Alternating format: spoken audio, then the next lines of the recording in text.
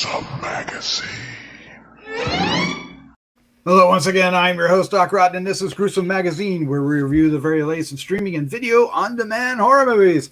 Each week, my co-hosts Jeff Mohr, Dave Dreher, Crystal Cleveland, and I will take a look at various spooky, scary, and gory genre offerings. Tonight, we are reviewing The Devil's Child. Yes. So let me introduce the rest of the crew, starting off with the one and only Jeff Mohr. Jeff, how are you doing, sir? I'm doing good. I'm doing great. Things are wonderful.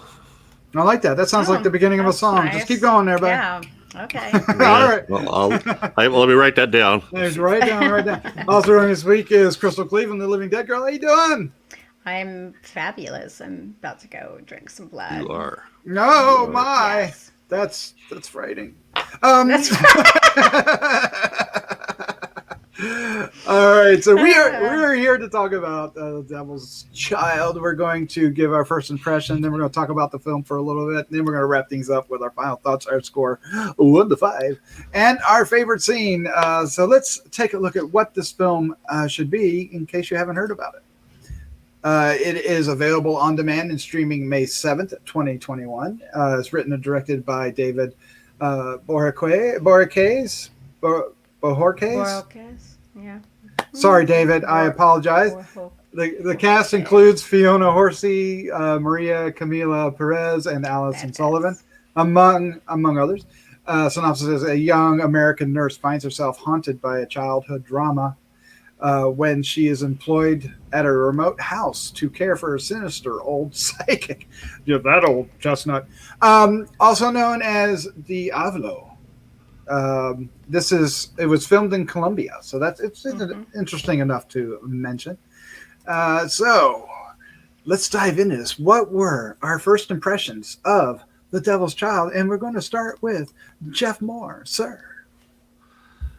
So typically, I think this is the type of movie one might think is a Jeff movie. Yes. I was totally confused by this. So there are lots and lots of great scenes in this in terms of visuals and just overall kind of feeling. Mm-hmm.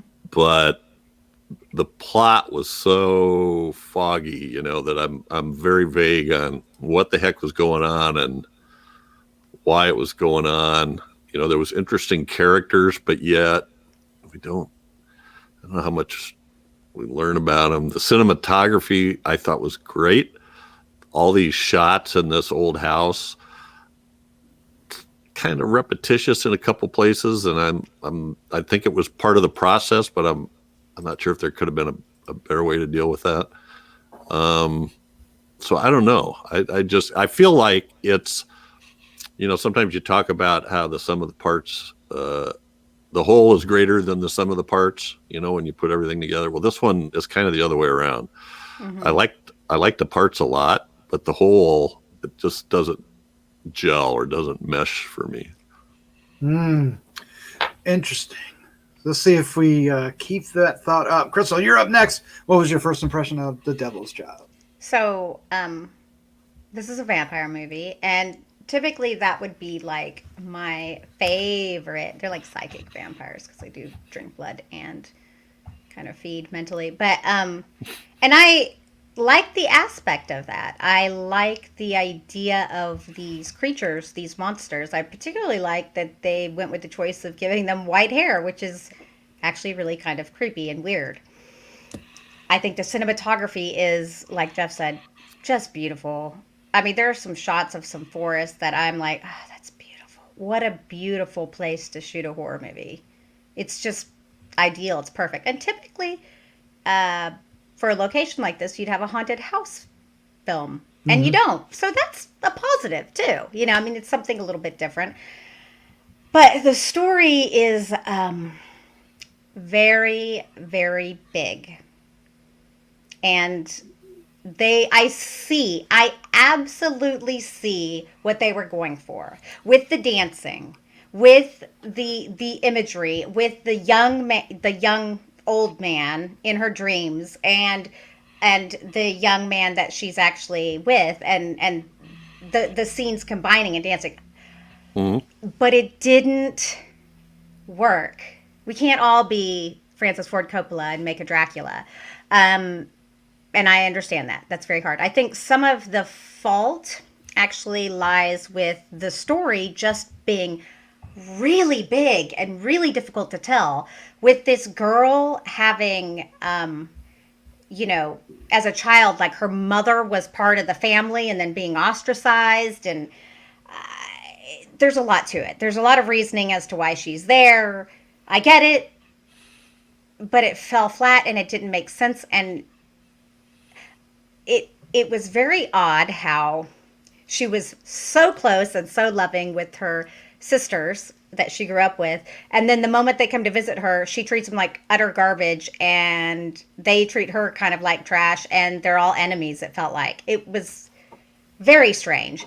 So the tone of the characters and the characters' relationships was disjointed and didn't make any sense. And the lead actress, while she's good, she doesn't command the scene.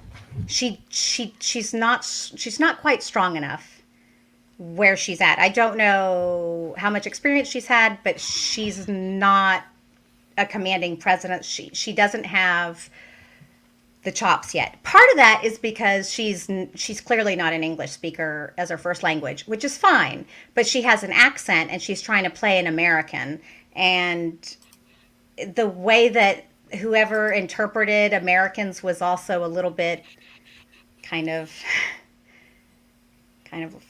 like not the way we are. Kind of, they had like the Mean Girls, and let's just say I'm trying to explain as to why, because I think that whoever made this has a lot of potential. Whoever wrote this has a lot of ideas in their head, and I think that if whoever wrote it brings those ideas down and the director makes movies in the future, I think they'll be fabulous. This, however, did not translate. It just didn't work. I think some of it is the editing. She opens a drawer and it closes, and it was kind of scary. She goes, and then the next thing you know, she's on the ground. There's some disjointedness to this. They could have used some cross dissolves in the scenes where they were dancing just to kind of show them meshing. And yeah, I had lots of thoughts about this movie. Apparently, I wanted to like it so bad, and I totally see good things in the future for these people. Yeah, I agree. There's definitely talent on the screen here, from the direction to the cinematography to the actors. I mean, yes, the actor. This is her second role. Okay. Who as the role of Cherry, but and I thought she did a fair enough job. I just don't. Yeah, I agree. I didn't feel the chemistry that the characters were supposed to have in any direction, and the parallels that they were presenting with like you said, with the dancing and our male lead, just I don't know, it didn't quite work. It didn't for me. Yeah, you didn't. Yeah, but at the same time, it was so beautiful to watch. I mean, it was like gorgeous.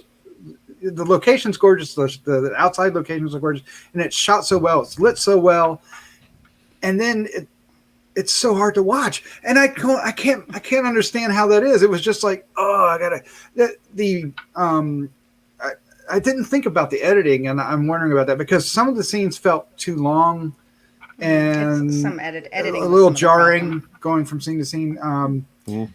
There are times when it's really intriguing, like when we first meet the lady of the house who's getting ready to leave, and that's why she's there to, or at least how it was presented, that she's there to take care of the ailing old man and upstairs. There's a kind of this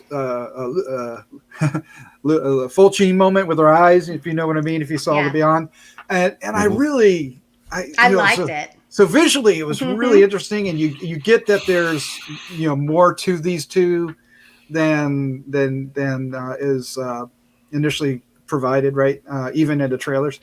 I will say that I thought it was going to have a lot more teeth to it than it did. I thought we were in for a lot more of that, and it's pretty reserved. It's there, but it's in flashes. It's not really.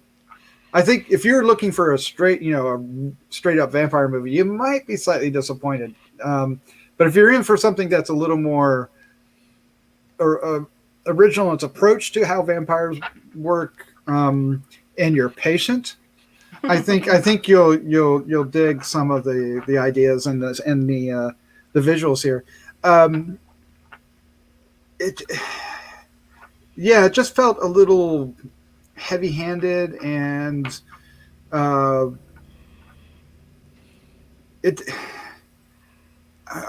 struggling for words because I don't want to belittle the film because it doesn't deserve that. I think we all feel the same way. That I don't want to dislike this movie because I do think it's clear that there was a lot of effort put into it. It's clear that they all worked very hard. It's clear that they wanted to achieve something. Unfortunately, they just fell flat and weren't able to pull it off. But like I said, we can't all be Francis Ford Coppola. I mean, really, I feel like that's kind of, I'm like, so I don't want to knock it because I feel like the heart was there. Mm-hmm. And I typically don't judge based on that. Usually I don't care, but I just see a lot of love in this movie. I can tell they're probably really horror lovers, and they wanted to create this romantic. The romance was not there, and that is why it was so difficult, because there was no chemistry, and that is the actors. And I'm sorry, but as much as I think she was cute and precious, and the guy that was opposite of her just didn't bring it either.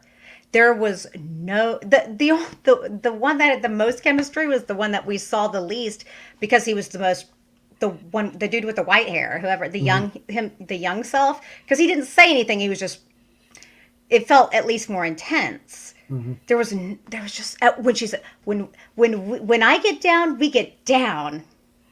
Oh my God. I wish you hadn't brought that up. That's why I said when whoever wrote this, they were imagining Americans not as we really are. They weren't, and I get it. You watch our TV and stuff. I can see why you totally write us like that. But it was cringy. I don't. Yeah. I know they worked so hard. I could tell. Yeah, because I think the two leads worked really well when they were in other scenes, like when they were just themselves. Yeah, and not meant to be anything more. When they weren't supposed to be romantic. When, even though we don't fully understand why the other girls are, the scene is so they're so spiteful to each other. I think there's something going on there that I didn't quite catch, but he was really good in that scene with his, like when he gets that surprise kiss, his reaction was, you felt it, right? It felt real. But her, like when she's in with the old man, taking care of him and certain things happen, I think she was really good. I thought it got a little creepy, not in a good way at the end, but whatever. I understand where you're going with that. A little creepy. I mean, I'll buy it or whatever. Mm-hmm. I mean, but here's the thing. Okay, I totally agree with you. But why were the girls and her like besties for the resties when they dropped her off? And then when they came back, it was like they were all different people. That was so odd. I was like, wait. Well, I took that as part of what was going on, the process that was going on with her. Yeah, but the other girls acted different. And if she was acting different toward them, they would have said, hey, what's up with you? Is something wrong? I mean, that's why I was like, wait, why are they doing this? It's so weird. I would have bought it if when they dropped her off, they treated her the same way. I'm fine with that. You're sisters. You're kind of bitchy toward each other. Sure, great. Okay, I can get it. But, talk about the car, and then, that's unfortunate. And I wonder if some things were left on the editing floor or whatever. I don't know. Yeah, or didn't quite make it into the camera. Yeah. It's hard to tell. I mean, yeah. Jeff, what about you? You want to add something before we wrap things up? Is there any... I don't think so. Other than I guess I'm not quite as. Yeah. There's just there's so much going on under the surface here that we have no idea, like what some of them, like the guy's motivation, the guy who already lives there that picks her up and drives her there. Yeah. I don't know. I'm with you. Yeah. He's stayed there forever. We don't know where he came from. Really, I think they sort of took him in, and so he's thankful. Is kind of the way he acts, but it's the weirdest damn house. I don't care what your background is. If you stayed there for like 18 years, that's just nuts. Anyway, I needed to understand that a little better, and then his decision at the end, But I don't think he's alone in this problem. I think a lot of the other guys, I think, what Crystal was mentioning is part of that too.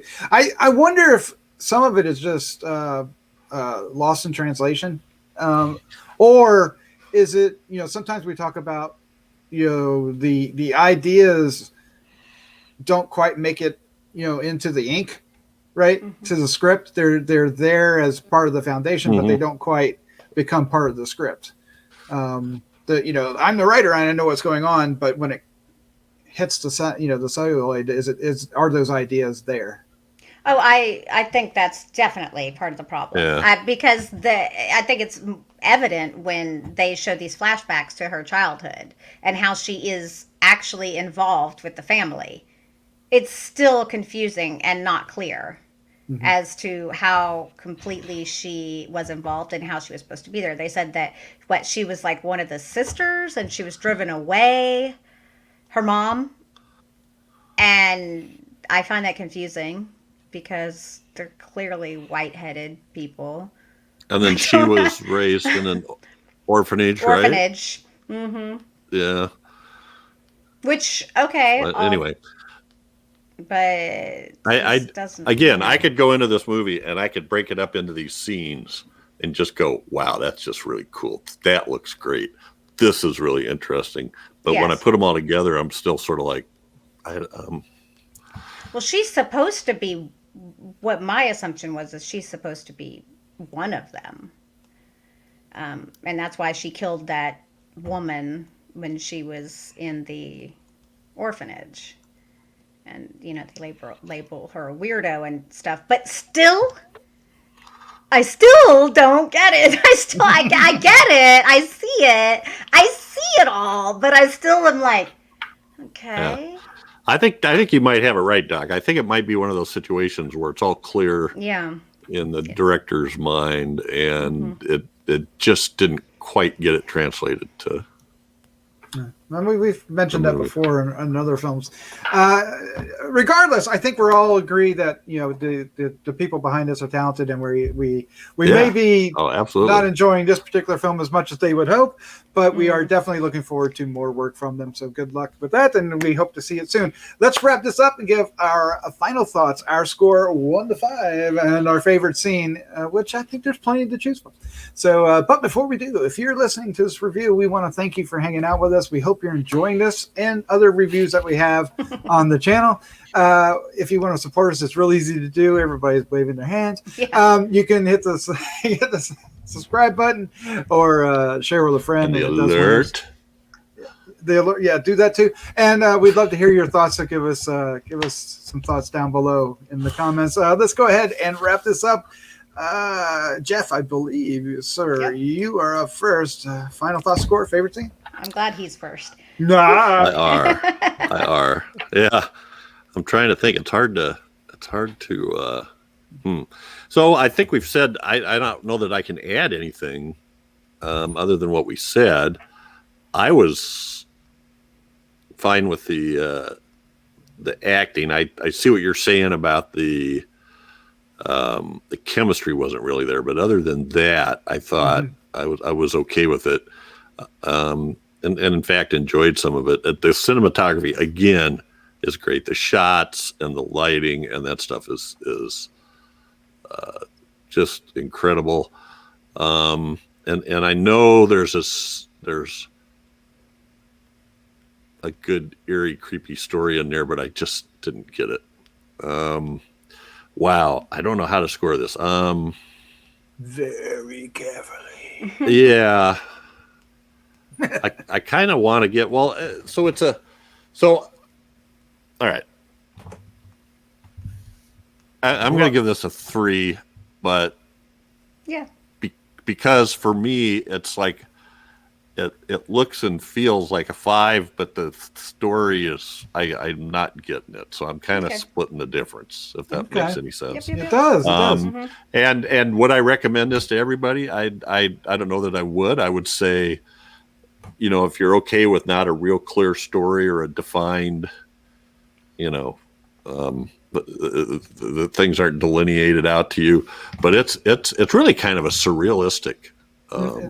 Comes across that way, almost a definitely, nightmare dream kind of thing, and it's anyway. I'm done. Oh, best favorite scene. Whoop-de-doo. Whoop-de-doo. Well, it's hard to because they're the scenes are so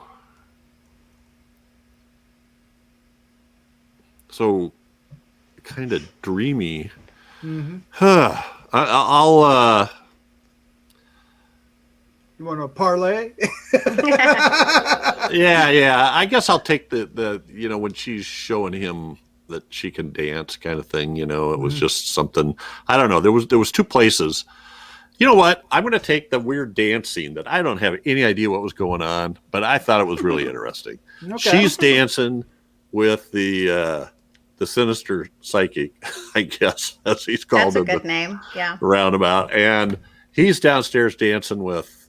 He thinks he's dancing with her, the manservant, so to speak, or the whoever lives there in the house with her. I can't think of what his name was now. That was weird how that was juxtaposed and altered back to there, and I enjoyed it. I don't know that I learned a lot about the story from it, but I really thought that was kind of a cool scene. Yeah, I believe the character's name was Dwayne. Is that right? Dwayne? Yes, that's him. Yeah. That's him. I'm sorry. I apologize to you. I wasn't sure if if that was him or the old man, but there's a Dwayne. There isn't a whole lot of people listed. All right, Crystal, you're up next. Your final thoughts. Your score and favorite scene. So I'm going to give it a 3 as well. Good. Yep, that's what I was figuring. I mean, it's not. Yeah. That 3 is good, and for all the reasons we already explained. I'm like, no, I don't need to go any further. I'd say watch it. I mean, like, I totally agree with Jeff that it's like a surrealistic nightmare kind of thing. If it was even more of that, where it made less sense, I think it would have even come off a little bit better. It's almost like it needs to be completely not understood or totally understood.